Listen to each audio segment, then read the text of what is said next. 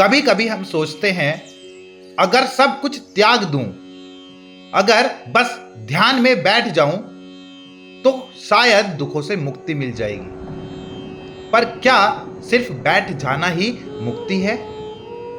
क्या भाग जाना ही समाधान है? अर्जुन के मन में भी यही सवाल था। कहता है, हे कृष्ण, अगर ज्ञान श्रेष्ठ है तो फिर तू मुझे युद्ध क्यों करने को कहता है? आज का भाग उन सभी के लिए है जो कर्म और त्याग के बीच उलझे हैं। क्या करें, क्या छोड़ें, क्या सही है? श्री कृष्ण जवाब देंगे, बिना कर्म के कोई भी इस जीवन से मुक्त नहीं हो सकता। तो श्लोक नंबर 1 कहता है कि अर्जुन ने कहा, हे जनार्दन, अगर तेरी नजर में बुद्धि यानी ज्ञान कर्म से श्रेष्ठ है तो फिर मुझे इस भयंकर युद्ध में क्यों झोंक रहे हो? अर्जुन कंफ्यूज्ड है। कहता है, अगर ज्ञान बड़ा है तो फिर कर्म क्यों? आज हम भी तो यही सोचते हैं। अगर सब त्याग ही देना है तो काम क्यों करें? अगर मन को शांत करना है तो भाग क्यों नहीं जाते पहाड़ों पर? लेकिन श्री कृष्ण मुस्कुरा रहे हैं और इन कंफ्यूजन को साफ करने वाले हैं। श्लोक नंबर 2 का अर्थ है कि अर्जुन कहता है, तेरे ये शब्द मेरे मन को भ्रमित कर रहे हैं। अब कृपया करके मुझे एक ही स्पष्ट मार्ग बता दो जिससे मुझे सच्चा कल्याण मिले। अर्जुन अब परेशान है।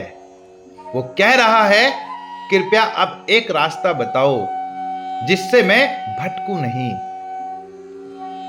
आज हम सब अर्जुन जैसे हैं। एक तरफ घर की जिम्मेदारी, दूसरी तरफ आत्मा की शांति की तलाश।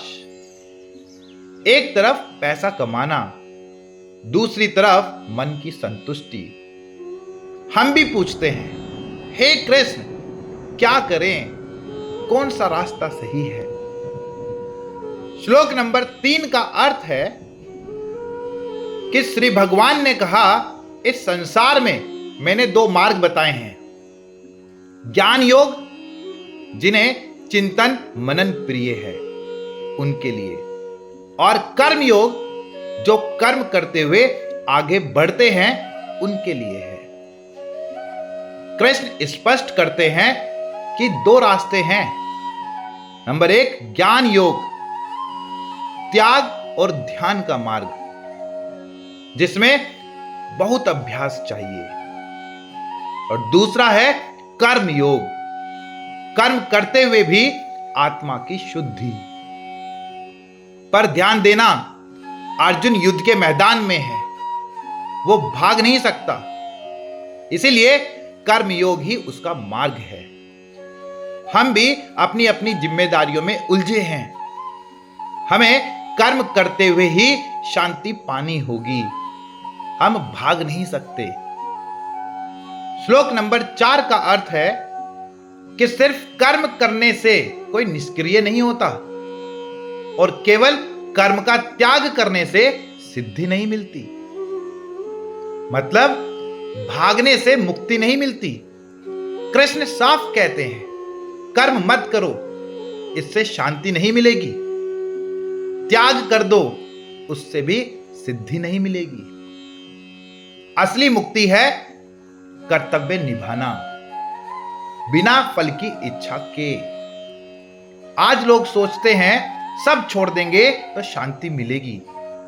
नहीं, मन में मोह रहेगा तो हिमालय में भी अशांति मिलेगी, और मन निर्मल हो तो युद्ध भूमि में भी समाधि मिलती है।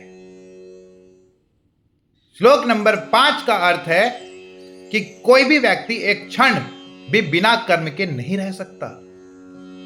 प्रकृति के गुणों से वह मजबूर होकर कर्म करता ही है। मतलब कर्म से कोई बच नहीं सकता। तू चाहे कुछ भी कर ले, चुप बैठ जा, सो जा, पहाड़ों पर चला जा, पर शरीर, मन और प्रकृति कर्म करवाएंगे ही। इसीलिए श्री कृष्ण कहते हैं तू कर्म कर, लेकिन फल की चिंता किए बिना। तो जिंदगी में दो रास्ते हैं, ज्ञान का और कर्म का।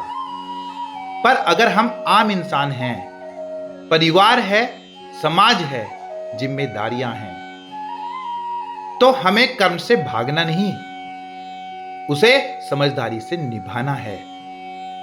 श्री कृष्ण कहते हैं कर्तव्य से भाग मत, बल्कि कर्म को पूजा समझकर कर, क्योंकि सच्ची मुक्ति त्याग में नहीं, सही भाव से किए कर्म में है। श्री कृष्ण के इन वचनों में से कौन सा आपको सबसे ज्यादा दिल को छू गया? नीचे कमेंट में जरूर लिखिए। और अगर आप सच में मानते हैं कि गीता का ज्ञान अनमोल है, तो अभी कमेंट में लिखिएगा जय श्री कृष्ण। जब आप अपनी बात और ये वचन शेयर करेंगे, तो आपका अनुभव किसी और के जीवन में रोशनी बन सकता है। अगर आपको गीता के ये शब्द अच्छे लगे हों, तो इस वीडियो को लाइक कीजिए और ऐसे ही ज्ञान के मोती रोज पाने के लिए चैनल को सब्सक्राइब करना न भूलें।